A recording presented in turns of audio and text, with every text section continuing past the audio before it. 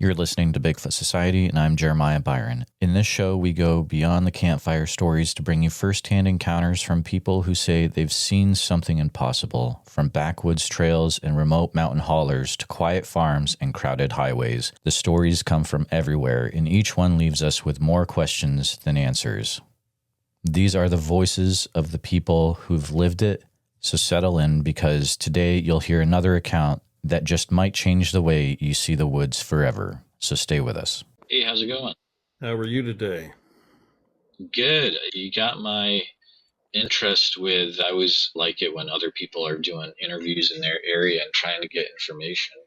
I'm curious what you have found down there. Yeah, brother. You actually did an interview with me a couple years ago regarding the skunk ape here in Myakka State Forest. Oh, were you talking about your dad? Yes. Yes. Yeah, I remember you. Yeah, that's awesome. Yeah. I've interviewed about a dozen people in the area, and their stories vary from event to event. But some of the more interesting ones are ones that butt up against the greenest of spaces along the Myakka State Park. A really good one is I work with horses and cows. I get to come across a lot of people that own ranches, large tracts of land. And one particular woman I had worked with for a few months, helping her train her horses. She was telling me, after many months of getting to know her, I told her what I did. And to my surprise, she told me that, yes, I actually had one walk up on the end of the horse stables one night, very late at night. She said the smell was unlike anything else. It was a mixture of burnt garbage and skunk. And she said it wasn't very large, maybe 5.5 foot tall. But she caught a whiff of the smell of it, and she thought, wow, I wonder what that is. And then the horses started going absolutely insane. Now, keep in mind, this is probably about 9-10 o'clock at night. She was finishing up with making the stalls just right for the horses for the night, and they've already been fed, watered, brushed, and washed. And she said this thing leaned in. Now, there's no outside light. There was no outside light on the far end of this stable. And she said, after the horses started raising Cain, the stench of this became more prominent. And as I looked to the end of the open stables, I saw a head bob in. And she said, clearly this was not a human. It was covered in hair. She said it resembled like a Neanderthal. Something very primitive. Hunched over, but not very big. Like she said, she was, now with it being hunched over, height is up to perception. But yeah, she told me that she thought it was about 5.5 foot tall, which again, through other stories, through other people, sounds approximately right. And the description is very similar to other people. But what is most prominent about this is the odor of this thing. People smell it coming before they actually see it coming. I had a woman that owns a very large tract of land along the smaller branch of the Myakka River. She was actually a florist. And she said this was about 25 years ago. And she was inside a walk-in cooler that was the back of an old refrigeration truck. And they'd put a window in that thing for some air circulation whenever it was not in function. And she told me the same thing. I smelled something that was worse than anything I had ever smelled. It was such a unique smell that I will never forget it. She said, but I was inside cleaning all the debris from what we had sold. The refrigeration unit was off. And I caught the smell. And I thought, this is what she told me. I thought, wow, that's an unusual smelling skunk. And she said, as she was thinking that, she looked at this window that they had installed into this refrigeration unit. And she said it was looking directly down at her. And again, a very similar appearance to what Mrs. Smith, the horse stables, told me. And it was, she had taken the time, this is what she told me. She had taken the time to retrieve hairs from where she thought this creature's hand had been sitting. Now, keep in mind, this is a very long time ago, 25 years ago, maybe probably closer to 30 years ago. And she had it sent to a lab. And at that point in time, all they could tell her was it was not of known origins. Then I had another gentleman tell me that, and this guy lives in the swamp, like deep in the swamp. He said he was sitting on his back porch. He lived in a small camper, and he had built a in-screened porch onto this camper. Now, this is like down a dirt road that oftentimes floods frequently under many circumstances. Very far removed. And again, this guy said exactly what these other women had told me, that the stench, now he described it more as burnt garbage and a dog that had been out rolling around in the mud, a wet dog. He said that he only had one light on his porch, and it was very dim. He said, but as the smell grew in intensity, he could hear something walking up and touching his camper. And he's looking, he's thinking, maybe it's a black bear. We do have some black bears in the area. And he said, as he was looking to figure out whether he needed to get his gun or not, this creature leaned in, looked at him, leaned back, and then ran off. These things are quite amazing when it comes to how stealthy they are. They are not commonly seen in daylight.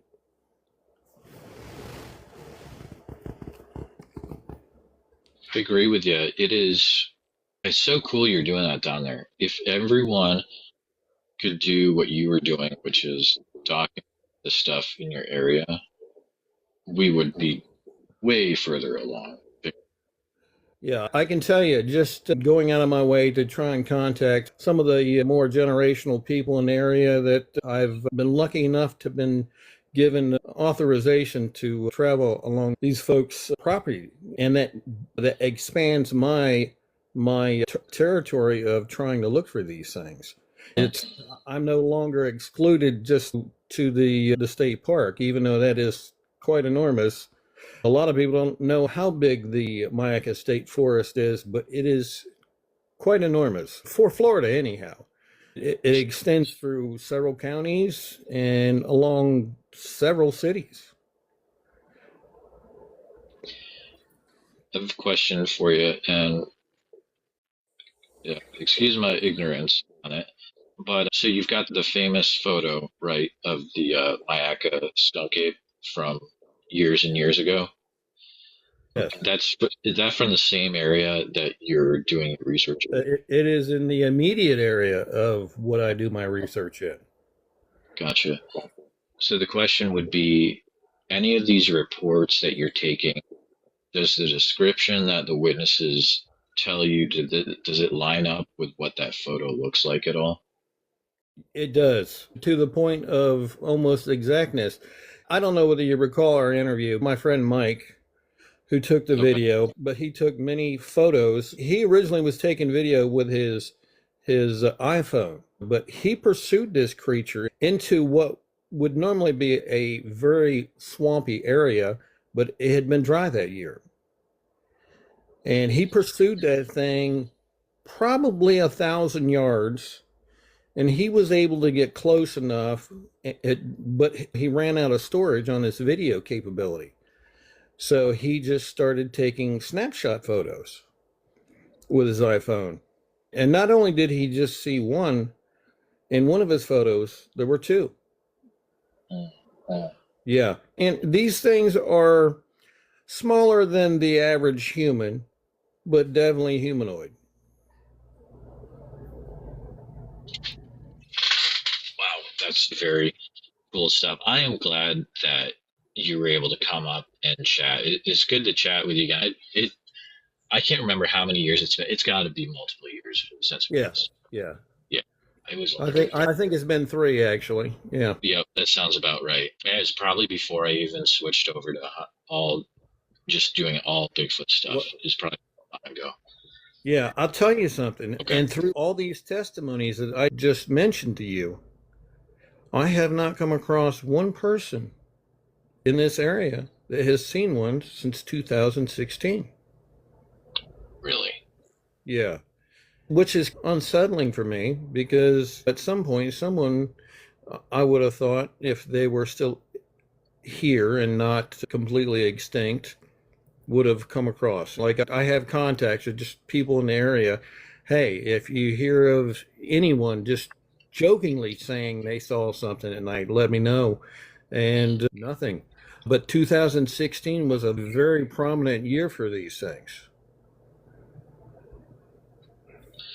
Yeah, any idea why that would have been? Was there any weird weather that year, or just you got a lot of reports from previous years? Because there had been numerous sightings prior to 2016 in this area, but after 2016, there was substantial development, even this far out.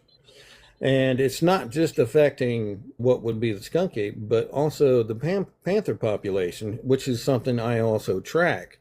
I photograph these things, and they're extremely elusive. And what I've found, they run congruent in their travel patterns. Now, panthers, they travel from south to north based on weather conditions, heat. They follow the wildlife. They travel from south to north and back to south again. And I found that from what I'm hearing of time of year about skunk ape sightings, they clearly are tracking and doing very similar things to the panther. Oh, that's really interesting. Wow. I wonder if they're working together or how that goes. That's really interesting to know. That's a question I've posed to many people. I said maybe not in direct relationship with each other, but through just knowledge of knowing these panthers travel, and oftentimes they leave some food behind. Oh, sure. Yeah. Makes sense. Yeah. Yeah. Have you talked to any law enforcement officials or park rangers equivalents, anything like that? I have talked to rangers, and most of them will kind of laugh and, oh yeah, the skunk ape, yeah, I'm familiar with that. But every once in a while you meet one and say, I had something very unusual happen to me. I didn't see anything, but I felt like I was being observed. And yeah, it's how often have you like hunted and been in the forest somewhere? You can always feel when something's watching you, right? Oh, absolutely. And I think that goes across life in general. You can tell when someone is staring at you from behind. Yeah. Well, most people don't think that applies to animals, but that's patently untrue because it is a very distinct, almost creepy feeling when something is paying attention. And that is the feeling you get when you're near a panther. Most people are looking for panthers on the ground, but most of the panthers along this stretch, they travel primarily in low branch areas of the tree. Like they're waiting for prey to come by. They're not on the ground. Now, I have encountered one panther pup group that were on the ground. That was an incredible experience because the mother was not happy. Yeah. Oh, yeah. She put off a growl that you could feel in your chest. It's very disturbing. Yeah, you want to get out of there for sure. Yeah, But my yeah, goodness, yeah. what a cool conversation. I'd say thank you for coming out. Can you remind me of your first name again? It's Harry. Harry. Okay, cool. So cool to talk to you again. Is this something I would be able to put up on the podcast as well? Yeah, absolutely, brother. Okay, cool, cool. Keep me in the loop with what's going on. Sounds very interesting down there. Thanks for coming Uh, out. Absolutely. I'll shoot you an email. You got it. Thanks, sir. All right, brother. Man, good stuff. Always fun to talk to someone you haven't talked to in a long time. Crazy it's been 3 years. My goodness. Hey, Mike, how are you? Hi, mate, right? Hello? Hello, can you hear me? Yes, hello. Are you coming up to Yeah. share a Bigfoot story you have? I certainly am. This is something that happened many years ago. I've told possibly everyone that I know. Some people are quite skeptical, others are obviously quite intrigued. Yeah, so I do apologise about my accent. I'm from Wales in the UK, so if it's quite strong, I do You're great. apologise. So, You're great. yeah, me and two of my friends, basically, sorry, it's my car beeping. You're I do good. apologise.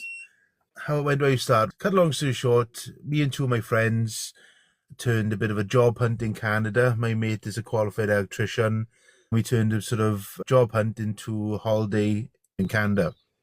We were there basically for 18 days, done all the sort of job thing. Obviously, my mate got the job and we did all the sort of touristy things and stuff. So we're all rugby players, obviously being from Wales. Obviously rugby's a big part of our culture.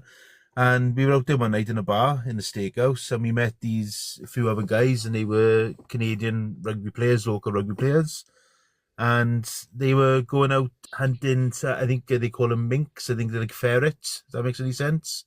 Yep. So anyway, we got quite friendly. They asked us if they want to tag along, so it was a case of a group of men, a big group of guys, go out and hunting minks, having some breakfast, campfires, all this sort of shit, whatever. So anyway. Now, my mate Chris, right, cut the long story short, he's 6'7", 23 stone rugby player. He's a big guy. We were out down one night, we seen sort of mountain lions, we seen cougars, we seen a moose, sort of stuff like that. They were doing their own bit thing. So the only one rule that they gave us was if we were to go to the toilet, which was round by our campsite, we had to go in twos. That's what we were told. So anyway, so we didn't really go far from where we were camping. It was probably literally 50 meters. So about midnight, my mate Chris said, nudged me and said he needed a toilet. So we went to the toilet, whatever.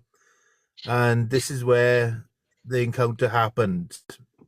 Now, where I was standing, being a man, as you can imagine, who's just pulled down his shorts, relieving himself in the woods, as you do, there was a massive tree trunk in front of me. Picture the scene, right? And I'm going to try and make it as wide as possible. So I'm standing there now doing my business. And this tree trunk, which was probably twice as wide as me, I see literally this sort of action. Right? Now, I know it's hard to explain, right? But when I originally thought someone was standing behind the tree pissing about. So now, at this point now, my 6'7", 23 stone rugby player mate has scarpered behind me and left me in the woods on my own. I didn't realize this at the time, right? So anyway, so as I'm standing again, I'm saying, talking and saying, right, yeah, you've had your fun, you're trying to scare me. This is obviously part of someone trying to wind me up, right? The single second I done that, I had the same action again, and it was this. Like something was peeking behind the tree. And that's when I had, I'd say 98% good luck at what I was looking at. Now, what I'm going to say to you, I seen something standing on two legs, full of fur, and the only thing I can describe it as his face looked like a capuchin monkey times 10. Now, weirdly, right, now there was a branch off the top of his head. Now his head was touching the branch. I'll never forget that, right? So I'm in a situation where I'm pulling my trousers up saying, hey, yeah, you've had fun, you've tried to scare me, trying to act all cool and tough. But realistically, I'm probably myself. So Yep. as I'm turning around, I'm walking, and as I'm walking, I can hear leaves crunching behind me and stuff. And I thought, now my instant thought was, I'm not going to run, because if I run, it's going to chase me. If that makes any sense. So Yep. I thought myself, because at this point I weren't 100% sure that somebody wasn't wearing like a costume or like a ghillie suit or something like that, just to try and scare me. I thought it was like the group of boys trying to wind me up. So, Oh, yeah. so gets back to the tent, had some sort of choice words with my mate, and we went to sleep and just were under the impression that someone was just trying to wind us up. So that was that. So cut forward to the morning, wake up in the morning, the guys are making eggs and bacon on the barbecue, and so the guy we having a little chat. So I said to the group of boys, "Oh, which one of you was trying to scare me last night, doing this and that?" So they were like, "Oh, looking at me puzzled, say, what do you mean?" And I was explaining what it was, like, and I said, "Oh, he's just trying to wind us up. Obviously, tourists being the guy trying to scare us, whatever." And they all looked at me, right? But I'll never forget the look in their face. It was like a sheer sort of shock. And they said, "No, none of us did anything." You know what I mean? We wouldn't do something like that because if I remember rightly, they said it's hunting season. So why would somebody be walking down the woods wearing a costume? You know what I mean? Because somebody would be like, "Oh yeah, I finally shot Bigfoot." You know what I mean? So that was that. So anyway, they told me I had to report this, and I was obviously skeptical. I was like, "No, I'm not reporting this." So anyway, goes back to the town, and cut a long story short, I was taken into custody. They stressed I wasn't arrested. They also took my What? mate Chris, right? Yeah, they also took my mate Chris as well.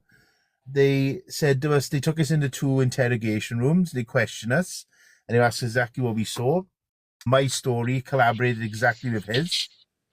So then I was left in there for about an hour. Then this other Canadian policeman come in, and there was a man in a suit. He wasn't an officer. He said he was like some sort of psychological expert. I don't know. And he started putting pictures on the table, and he started saying to me, "They look like this. They look like that. They look like this. They look like that."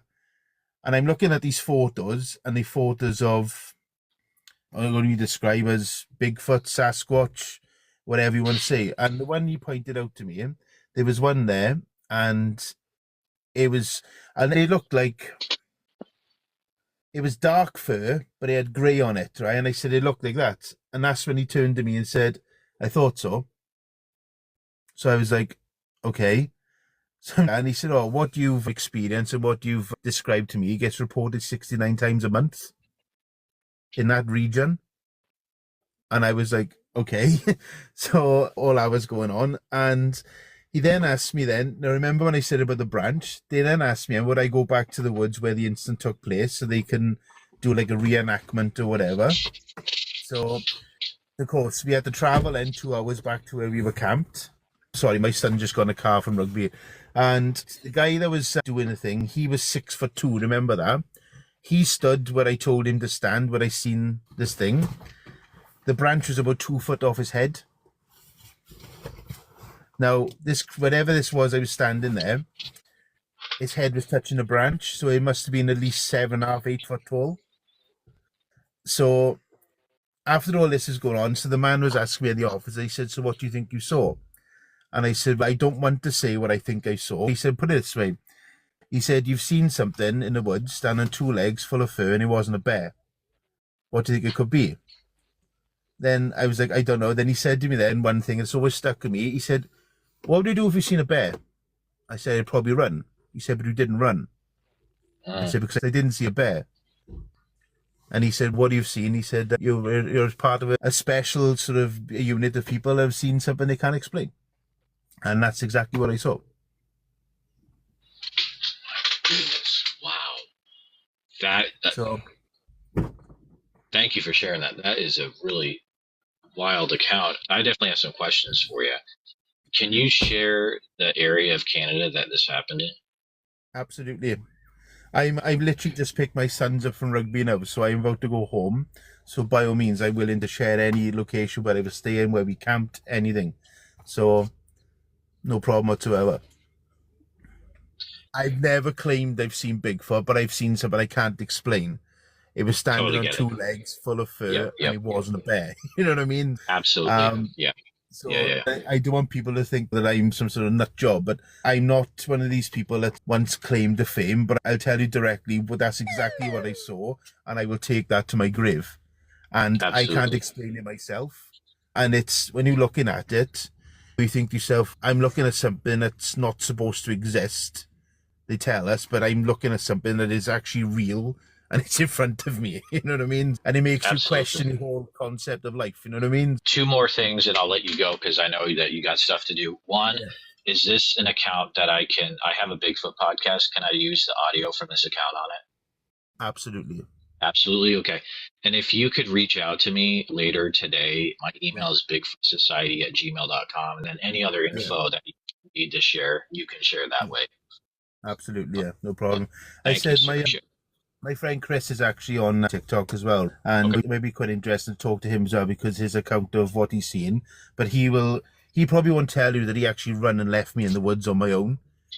Sure. But Yeah. he doesn't tell people that, but that's what happened. Yeah, but yeah. So that's my story. All right. Thank you so much for coming up, sir. I appreciate it. No worries. What I'll do, if you send me a private message, I'll give you all the information you require, right? Okay. Very good. I will. No worries. Wow. Whiskers Point is like in the same area as Pink Mountain. What are the chances? That's pretty cool. I need to make a note of that real quick. Whiskers Point in BC, Canada is sighting area. Okay. Hey, how's it going? Hey, how are you? I'll just make sure you can hear me Good. well.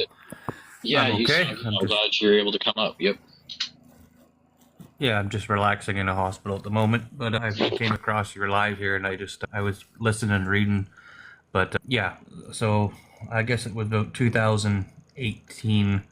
I had something. I was driving down a lease road. It's called mile 147 in Pink Mountain. So if you look up on the map, Pink Mountain, and you look up mile 147 and Pink Mountain Road, they will say 147 Pink Mountain Road. And that's a lease road that leads a couple, like 100 kilometers down into the mountains. And Yep. I had one late afternoon, like, because it's pipeline. I worked for a pipeline company at the time. And I was driving a company vehicle because we use vehicles. Something walked across the road, probably 300 meters, I would say, because I was driving. And I don't know, it heard the vehicle, looked, ran. The friend I was with, he thought it was a bear. He's like, "Oh, it was a brown bear." I said, "Brown bears don't run on 2 feet, man." I was like, "Look, I don't know." But I'm not the only person who's had something like this happen in that area. So, Oh, really?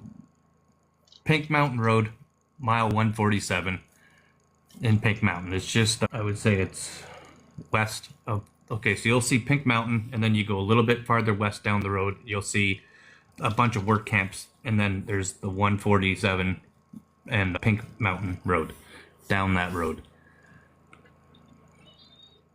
That's wild. Were you able to see, like, how tall would you say it probably was approximately? I was a couple hundred meters away. I couldn't judge, but it was, Gotcha. size bigger than me, size of a man. But as my friend said, "Was that a brown bear?" And I said, "Dude, bears don't run on 2 feet." And then we stopped the truck and we were like kind of looking, trying to see if we could see it again, but like it crossed and kept going.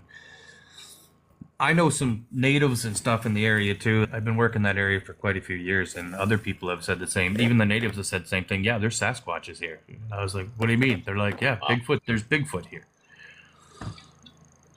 I was skeptical and I didn't believe like this for most of my life because I just didn't think it was true. And then one day, I seen something I can't explain. So ever since then, I've been like interested and intrigued by it. But it's got to be some kind of a great ape that we just haven't encountered.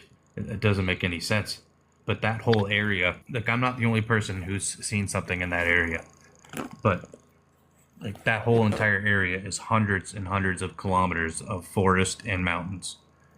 There's barely anyone living out there. It's only oil field and like rigs and like people doing fracking, and it's like an oil field area. Oh my goodness, that's wild. Yeah, it being from down south, so 300 meters, that'd be like the length of roughly 3 football fields. So I could see how, yeah, that would be tough to see details for sure. Yeah. Yeah, we were driving towards it, like I said, but it was just enough ahead of us, across enough ahead of us that we couldn't get 100% idea of it. But like I said, it came across the road, heard us, and then started moving. But like I said, it crossed the road on 2 feet. So, Absolutely. like I said to my friend, I said, a bear's going to run. A bear's not going to run across the road on 2 feet, man. Like we didn't know, we stopped the truck. Like we didn't know what happened. But like I said, my friend, I don't understand. Like we've talked to people about this before, and other people have said the same thing. They've seen things up there that, and in that area, people said they found footprints and they've heard sounds. But like that area, yeah, it's a place somebody needs. If there's actual like a society that actually goes searching for Bigfoot, I would say that's a good area to go take a look. That's the place to go. Absolutely. Wow. That's good to know. A few things. So first, thank you for coming up and for sharing. Second, if you have connections to other people within your circles up there where they've had encounters, feel free to pass on my email. It's bigfootsociety@gmail.com. And also, Society. Yep, at gmail.com. And then do you mind if I use the audio from this conversation in a podcast that I have about Bigfoot? Yeah, I don't mind. Yeah, like I said, I'm in a hospital relaxing. I just came across your thing here and I was listening. I was like, this is Bigfoot. Then I wanted to come on and say something because, like I said, I seen something a few years ago, and ever since then, it's not made any sense to me. And then I've looked into the area, and like I said, I'm not the only like worker, like pipeliner or fracker or whatever has seen something in that area. That's what I said. Take a look. Go on Google. There's YouTube videos that people have posted and all kinds of stuff that unexplained stuff. So Pink Mountain, Canada. Bigfoot, Pink Mountain, Canada. Look it up and stuff will pop up. We'll definitely check it out. And hopefully we'll have people that hear this that might reach out as well. But I hope your recovery goes well in the hospital, man. Thanks for coming up. Yeah, I got hit by some artillery shells, so I'm a little messed up. I'll be all right. All right. Hang in there, dude. You'll get through it. Thank you. Yeah, no worries. Thanks. Bye. Hey, brother, what's going on? It's been a while down in Georgia, right? Yes, sir. I done turned to a Bigfoot fanatic. All Listen, right. okay, we most definitely got multiple signs around here. I talked to all my friends. We were like the little rascals, man. Every time we seen it, it'd be like 7 or 8 of us. I got in touch. I don't know if you remember the story about the 2008 Bigfoot hoax. Yeah, down at Rex. Yeah, I got in touch with the police officer. I was going to set up an appointment, and I knowed him personally, and we said a few things about it, and he kind of laughed, but I want to get in depth with that. And I'll tell you a story. There's 2 stories. I got one recent, a friend of mine just seen one maybe 2 months ago, and then I got an older story. The older story is me and my friends, it was like 3 of us. And where I live, like I said, it's a military base directly across the street. I can see the fence from the house. We'll walk these long railroad tracks, maybe a mile down a railroad track. And at this time, when the train gets ready to go into the military base, it sits on top of this bridge. And it maybe take 2 or 3 days for the military base to let the train come in because they have to come and take every car. So while the train is there, we'll walk down the tracks, and it was like a place where the water might run up under the railroad track. And it was just like a little opening, maybe 15, 20 feet. And we could get fish out of there. We'd catch a couple of brims and stuff like that. So this particular day, we was just walking, man, and we got to the spot. And I tell you, we heard something coming through the woods. It sounded like it was a car. And it took maybe 15 to 20 seconds just coming through the woods toward us. And I remember this like yesterday, man. We just happened to you can hear it breaking limbs and stuff coming toward us. And when we looked to the left, man, we saw a rock, man, so big, it had to be 200 pounds. It came through the woods, across the railroad track, and went into the puddle that we was fishing in. So we like jumped, and we were like, what is that? What is that? Everybody like, what is that? And we turned around, and there you go. That's the big one. That we see some at 8 foot. We see him a lot. We saw him a lot as kids. This one was he was a big one. He's probably about 12 foot. And he was just standing there. When we looked back to see him, we was like, he wasn't going to move. So we got on our little rods, and we started back walking toward the train track. I'm actually trying to go out here and find them now. I can give you a couple of key things. If you go out in the woods, they like noise. So if you go out, some of you want to talk or play a radio or something like that, and that'll draw them. And they also make bird noises. So I'm looking for a guy that's an expert on birds, because when we was walking back, we would hear birds. They was just getting louder and louder. Well, then you hear birds on one side of the tracks. Then you hear birds on the other side of the tracks. They were throwing the bird sounds to each other, and it was getting louder and louder. So we kept walking, and then we started hearing them in front of us. So everybody was like, "Hey man, they got us cornered. We got to try to hurry up and get to the house, man, because they're in front of us and behind us." So all of a sudden, man, 2 rocks fell right in front of us, about big as your hand. And then, bruh, I tell you, it took less than 30 seconds. Rocks were coming from both sides of the railroad track. You know how the tracks got a big dip in it? It was deep and there's woods. Man, they were slinging rocks. It was like a movie. They chased us. They was throwing rocks behind us for at least a quarter of a mile, and you can see them. You can see like one while we're running, and you can see him just gliding on through the woods beside us, throwing rocks. So this particular day, they normally, if we have a problem with them, before we get to the house, it clears out, and you can see your home, and you can just walk around the railroad track. You leave the woods behind. But this particular day, they chased us all the way to the house. So I never did go back after that. But I remember it was like a movie. It was just rocks coming from both sides of the tracks, like they were levitating. And they was them birds and stuff. So I'm going out there again, but I'm gonna get some of them big rockets. You light them in the Roman candles. So if I'm gonna shoot them in front of me while I'm running and behind me. And I talked to this other guy, man. I'm like, everybody, it's a small neighborhood, and everybody remembers this stuff, man. And we just laughing about it. So this, my particular friend, okay, I learned something that all the roads have changed. So when you try to look at something in Clayton County or something like that, they're not going to show it. You got to know the exact road. So this is Anvil Block. Anvil Block has a couple of police that has sightings. I know both of them. And so my friend, he lives out on the highway. So he works at Waffle House. He's a cook. And it was a guy, I saw him, man, like last month. I used to see him a lot. And he just like be on the side of the road. Man, you might see him with a little tent, or you might see him with a buggy or something like that. And my friend said, that guy and his girlfriend came into the Waffle House. This might have been 2 months ago, shaking like a leaf. And he was like, "What's going on, man?" He was like, "Hey," he was like, "Man, there's something in the woods, man." He said, "Is it all right if I stay here until we can get somebody to come get him?" It was him and a girl. My friend, he was the cook. He was like, "Yeah, man, ain't nobody in here. You can stay as long as you want." So him and the girl was just drinking coffee. And the girl, she couldn't sit down. She was going crazy. So he was like, What's going on? She said it was like, I ain't gonna cuss, a big monster about 10 foot tall. And he was one of the guys that were with me when the Bigfoot threw the rocks at us, and then they started throwing the rocks. He was actually with me, so he knew exactly what they seen.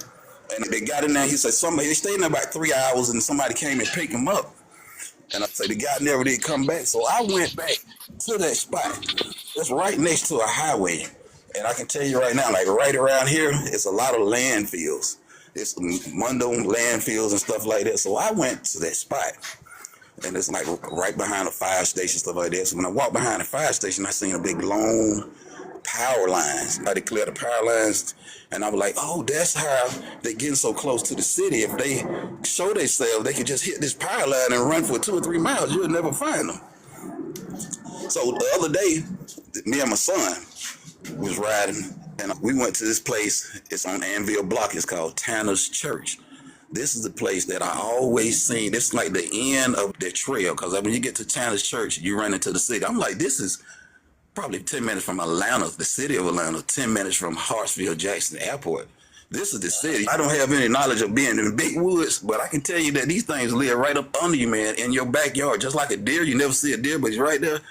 What I'm talking about, the area that I'm talking about, man, this is the city. And come up in the neighborhood where we see them, it's just the woods are just so narrow, man. It's only probably about 100 feet how they come up in behind your house. So me and my son was riding. I didn't tell him anything. I'm like, we're going to go up here behind Tanner's Church, and it's a dead end. So we go behind the church. We just recently rode through there. That was, how many weeks ago? About 2 weeks ago? And I didn't tell him anything, so I know about the spot. And I would see it at the end of this graveyard, and it was just like, that where all of them would go, and I always felt like he was always standing there watching something. Man, we went back there behind that graveyard, and it's a big It's an isolated road. We saw a pathway, probably 7 foot wide, that goes from the graveyard to the railroad tracks, and nobody goes back there, and it's a well-worn path. So when we was riding by, my son was like, "Dad, there's somebody in the woods, look like a gorilla." And I didn't tell him what we were looking for. I was like, "Yeah, that's him, bro." So we stopped by, and we looked at it, and I was like, "You see how flat this is, man? Because their feet are flat, man, like an elephant." And it's well beaten. I'm like, it's about 7 foot wide, and it went right to the railroad track. All through the years, I always saw them there. I never knew that it was the railroad tracks were there. We could cut through the path and hit the tracks, and we'd never find them. So that was about 2 weeks ago. And in my yard, what I told you when they had the Bigfoot thing, and everybody was trying to catch that one Bigfoot, I talked to my neighbor, and they just moved here. They've been here for a while. So me and one of my friends, we went back there, and my neighbor said, "Me and my sister used to play back here, man, and right by the church, it was a big spot there." My sister like, "Somebody got a BBL." It looks just like somebody had a big old butt sitting there. So I was like, "Yeah, if people ever seen a Bigfoot, they got a big old butt.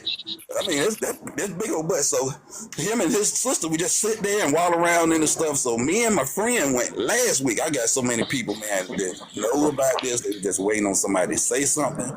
So me and my friend, we went back to the church. It's in my backyard. And he saw a footprint on the bank leading to where the girl saw him sitting there. And you can see where one toe had dug in the ground and it's flat. It's like going up the bank. I don't know what he's going to do now. It hadn't rained. I think he's going to go back there and try to make a cast or something like that. But it had been 30 years since I seen them. And they was real deep. When I told you they built the highway, it's called Highway 675. And when they made that highway, they came out everywhere. You would see them every day. You would ride down the expressway and they just like a deer. But you'll see a deer run across the expressway. They'll move so fast, it's just like a flash. And you're off in the other woods and stuff. So we have a recent sighting right here, and this Rex is like right next door. And this is Anvil Block, and it's right in front of Fort Gillum. But I saw so many back then, and I just started this not too long. If it was so many back then, and you can just imagine they have one baby a year, it's thousands of these things, man. It's thousands of them. And I've been talking to every people, and I put a little something on my Instagram page. It was just one little story, and man, the people from Rex were lighting in on it. Like my mom seen one in Rex, and did you see one in Rex? I'm like, yeah, I saw it. And I'm like, I know your mom too. I remember your mom talking about it. Oh my goodness. I'm gonna get the names of the roads before they made it into a bigger road, and I've been doing my research. If you're not from around here and you don't know the old name, it's not gonna say anything about the Bigfoot. But if you pull up the old name, this sightings gonna pop up everywhere. So, brothers, I'm with y'all, and I'm gonna bring a picture or a foot or a toe or something. But this is how I feel about it. I've been noticing a lot, man. They are watching us from coming into the woods. They're special. And I saw a guy page yesterday. It was a young guy, I think he was in Kentucky, and he said that he saw the Bigfoot, and when it walked up to him, it had a few deers following it. And when it ran off, the deers followed the Bigfoot. And that kind of gave me a look of something, because every time I saw the Bigfoot, and if I saw it with some deer, the deer would not run away. They would just run around 2 or 3 trees or something like that, but they would not leave. And they had plenty of time to just go any direction, but they were just like run around it. And the one time that I actually seen contact one, the deer was doing the same thing. They were just running around it, but they wouldn't leave. And this one ran by while he was standing there. Me and a guy, my neighbor, we was standing there. He was like hiding behind a tree, and he hit that deer right where his neck and his back meet. And when he hit it, it sounded like somebody, it didn't even sound like a hit. It sounded like somebody dropped a brick in a bucket of water. It sounded like water. When he hit it, it was like doop. And when he slapped that deer, all 4 of his legs went out to his side, and his stomach hit the ground. So my neighbor was like, hey man, let's go. He had a shotgun, and he was like, let's go. We walked up, and he went and got something heavier. But by that time we got back, the deer and the Bigfoot was gone. And it's another thing, I'm telling you, man, this is, I don't know if they wiped our memory or not around here, but man, this is a hot spot. And I'm telling you something, I believe about the government was in on this. The same railroad tracks, the train has to stay there on this track before it goes to military base 2 or 3 days. The same tracks, man. We walked to the end of the track, and this particular day it was a train going, and normally it's like a junction, like Petticoat Junction. They hang the mail on a little thing, and when the train goes, they grab it. So the train had to slow down this day. So when the train slowed down, somebody slapped some horses off the boxcar. We heard them slap the horses, and then we saw the horses. They was like they was just flipping off the train, but the train was only going about 5 miles per hour. And that's the same train that goes up in the military base, and that junction, that's the junction that we go to come back in my house, and that's where we always seen the Bigfoot. And one day we saw a horse laying on the railroad track, and we thought someone had just killed it. It had blood on it, and my cousin touched it, and they were still warm, and we were like, who has horses around here? We know everybody around here, and these are not no mutt horses. These like thoroughbred muscles and everything in the horse. I'm like, nobody has a farm around here, and where do these horses come from? So as we walked down a little bit more, we saw maybe 2 more horses, and they were doing the same things that the deer were doing. They were just running around the trees, and they was just like stuck, like just running around 2 or 3 trees, no ropes or nothing on them. Something had them, and then we turned and looked on the other side of the track. There go another Bigfoot just standing there. So I'm like, you know what? This is my knowledge now. I believe government is feeding these things. They know what it is, and people are talking about reparations, about who was here first. I believe the Bigfoot's supposed to get the reparations, and nobody's supposed to get the thing, because they are actually, where I see them at, it's like the borderline between people and human. Let's say like behind Walmart, it's the woods, right? And they're like right behind Walmart, so you can't go that far. You can't go up in the woods.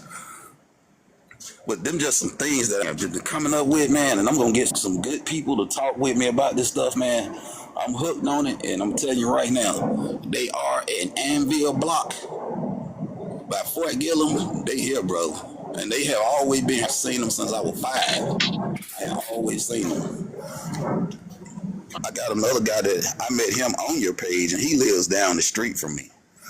And really? He was like, hey, man, yeah, they down here. So we trying to hook up. I sent him a text message last night. I'm like, hey, come to my house and holler at me, man. I'm finna take you where you at. And my first thing, I'm like, can you run? Because as a kid, I stood there and looked and watched it. But I'm like, boy, I'm running. I said, no, I ain't going to sit around. But they are here to protect us. So I'm telling you, if you see one and you shoot it, you are not a good person, because it looks so much like a man. If you shoot that, it's like you shot your brother. You can't shoot. And when we got older and we started getting guns, we always had little 22 rifles and stuff like that. But when we got older and started trying to get big guns, that's when we started realizing that they can disappear. Because they knew as kids they could hang out with us. And then when we started coming with them guns, man, they'll get by a tree somewhere. And man, when they get on the back side of that tree, it just disappear. And that's when the fear started. The first 2 times we were like, we just didn't see this, or we were looking for him. But after that 3rd time, we were like, hey, he could be standing right behind us. He could be right in front of us. And that's when the fear kicks in, man. That's when you got to get out the woods, because you don't know what's going on. But I believe that they are here to protect us from woods, and to protect people coming in the woods. And I know for a fact, if you want to bring one up, if you're close to the city, and I don't know, I ain't been out in the woods, no 2, 3 miles, 5, 6 miles, nothing like that. But if you go out there, man, and 2 or 3 days and make like you're not going to leave, maybe throw your little campfire, leave an old pair of jeans or something on a limb or something, play your radio over here, that 3rd night, you're going to get a visitor. You're going to throw something at your tent. Yeah. You're going to throw a big rock or a stick. And if you're going to hang out there 4 or 5 nights, you're going to make his present. You're going to see him. And that's what happened to the people that I was telling you about, my friend working at the Waffle House, because I saw that guy every day just hanging out right down that side of the road. And then I actually saw him moving farther and farther back off the road in the woods. You can ride by the highway and still see him. So he was probably about 75 feet off the woods, and he had thrown his little shoes up and stuff like that. And true enough, my cousin told me at the Waffle House, he said, man, it wasn't long. He came in here and they were terrified and this and that. And they said, that girl said she seen a big old monster, and we knew what it was.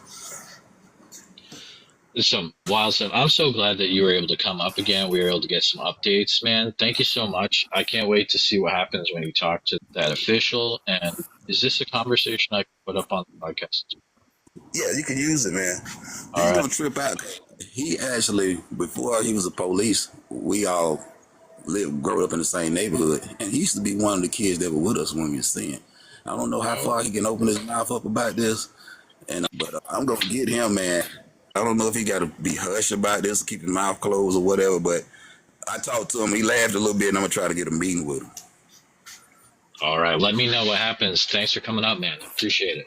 Okay, y'all have a good day. You too. My goodness. Wild stuff going on in Georgia. Ooh. Hi there. How are you? I'm good. How are you? Sorry, I'm a little sick, so my voice sounds funny. Oh, you're good. I was like, interesting. I just saw one of these men myself. Oh, wow. Yeah. Can you tell us about it? I spent a lot of time going to Shasta, Mountain Shasta, if you know about it. Absolutely. Are you from Northern California or nearby? I'm from the Midwest, but I've talked to people about Bigfoot for 5 years, so it is a area that really comes up a lot. Yeah. Yeah, for us, and it's like a known fact. And by the coast, there's like an area where it's dedicated for them, and there's a lot of history of them that people, if you go to visiting centers, they have history about them. And you think, oh, this is fake stuff. But if you go to so many different locations and there's history about them, it's real. It's also been like ridiculed by the movie society, right? But I have a lot of friends that are in like a spiritual community, and they channel and they see things. And every time we would go to Shasta as a group, someone always came out with, oh, I just talked to one. Or a friend of mine did like a huge channel session with some of them, and they spoke about the fires in Northern California, how they're the tree keepers. They're there they're in like a different dimension, that once that we meet them at their level, we get to see them. And that's what made me realize the day that I saw them on the side of the road. I was driving back from SoCal with my mom, and we were just laughing and having a good time. And when I saw this man, and she was like, I was staring right forward myself, and she didn't see it. And I was like, I was confused. Why would someone it wasn't hot. So this person was really tall. I think he would look like he was like 7 feet tall. And he had a costume where I'm like, maybe he had dreads that were really big and made his head look even bigger. But I'm like, no, this person was either in a costume. And then the more I thought about it, the way he was walking, very chill out, like chillant, I guess you would say. I thought this was weird. Like, what, someone walking on the side of the highway at 1 a.m. wouldn't be walking like it's just chill day. And then the area where he was, there was no gas station in sight for 30 miles. Or it was like in the rice field area around Maxwell. And I was like, wow, this is weird. And the more I try to explain to my mom what I saw, the more I realized, oh my gosh, I just saw a Sasquatch.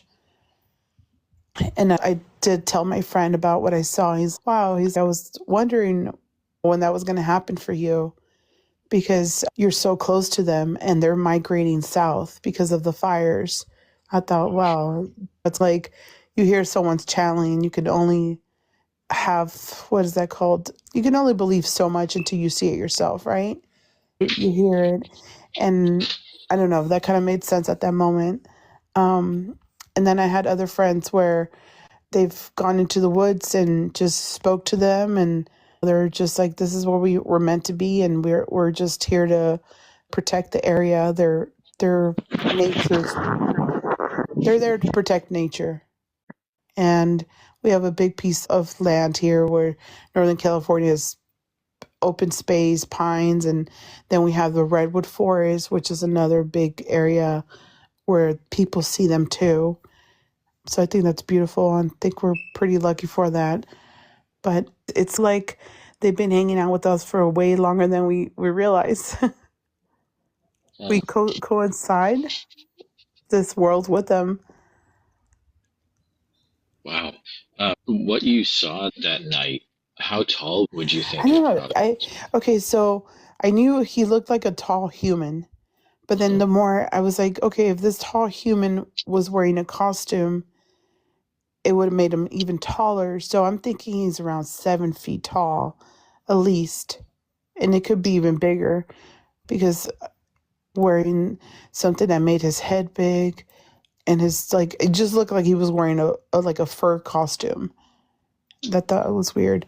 I would say about 7 feet tall for sure. That's really interesting. And did you say at the beginning that there's an area that is just for them near the coast? So if you take a highway trip on the coast, the Pacific coast, going towards Oregon, there's a lot of places there that there's a place where it's like dedicated to their history. I might look it up one day and figure out what the name is because I drove it up myself before, and it was like they had a lot of pictures there. There's a lot of monuments of Sasquatch there. They call him Bigfoot, of course. But where I live in Northern California, there's posters of them everywhere, or someone might have a silhouette of one. It's almost like we know they live in this area. Oh, absolutely. I've been out to Oregon a few times, and you're right. It is in the culture like you wouldn't believe out there. It is everywhere, even in the ranger stations. It's crazy. Yeah. What was your experience with them? Why are you dedicating your time to doing this? Yeah, so the reason I do it is, I think, where's the best way to start? I was involved with a filming of a documentary about 7 years ago, and they had me be the person off camera that interviewed people. And I realized that. Wait, I'm sorry. You said that you did a documentary where they had you do what? I was the person off camera that would interview people to get their answers for the documentary. Oh, okay. So I realized that I really like interviewing through that process. Also, really Bigfoot and cryptids and stuff. So the podcast used to be me talking to people about cryptozoology. A year and a half ago, it became just talking to people about Bigfoot, because I realized that people to just get their stories out and not to be made fun of. So that is that's the short version of I do this. And on TikTok, there's a ton of people that have never gotten a chance to share what their experiences are. And so through this, I've been able to go out to Oregon a few times. I've gone out in the woods with people. We've been roared and screamed at. I found tracks, handprints, all sorts of really interesting things. I've heard whoops before. Trees get pushed over, all sorts of weird stuff. Yeah. What my friend let me know is that they're in a dimension that kind of glitches in and out with us, which I think it's interesting because it almost depends of where, like the gentleman that you had on just before, he was a kid, and we know that kids have a very high vibration. They're not really, we don't have as many negative thoughts when we're kids, right? We're a little bit more innocent, and I think that's the reason we get to see more fairies and things of that nature. I also go to Shasta a lot. I've had many UFO sightings. I live in Northern California, and my dad had experienced something when he was young, before he got married. And I heard that story so many times as a kid that I will always, if someone ever had a comment about that, I will always be like, Dad, come and tell him your story. So then here I am practically being that person that's doing the podcast, interviewing all these people as a kid. And then I had the opportunity. So it was like, there's a reason behind everything at one point that you're like, it's all coming together. So I got to go to Shasta plenty of times with like my friends and people that are in kind of the spiritual community and are open to more things like that. But I got to go there with my dad one night, and my mom was with us and a cousin of mine. And we saw about 60 ships, 60 sightings and one within an hour. And I was so happy I left there. I got to experience that. And it just so happens that my dad passed away like shortly after that.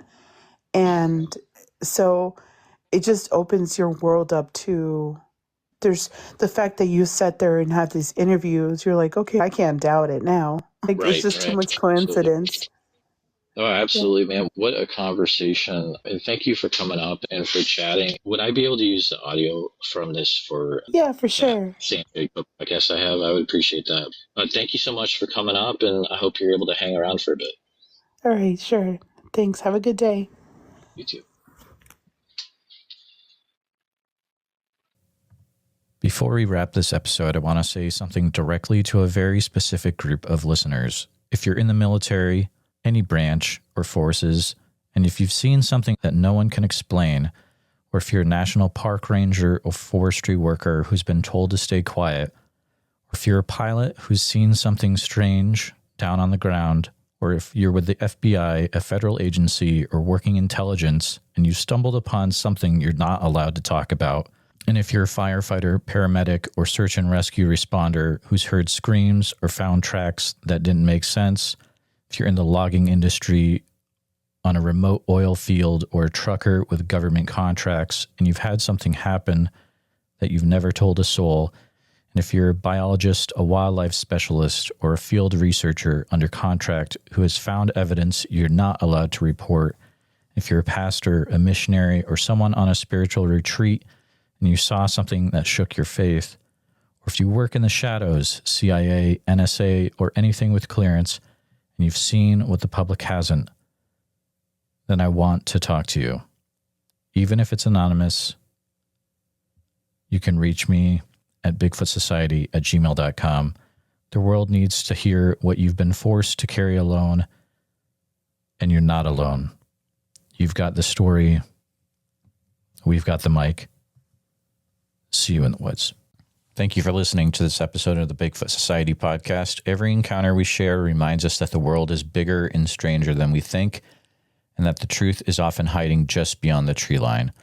If you enjoyed this episode, please be sure to subscribe to the channel on YouTube, hit the bell so you don't miss the next episode, and share this with a friend who's into mysteries, monsters, or the unexplained.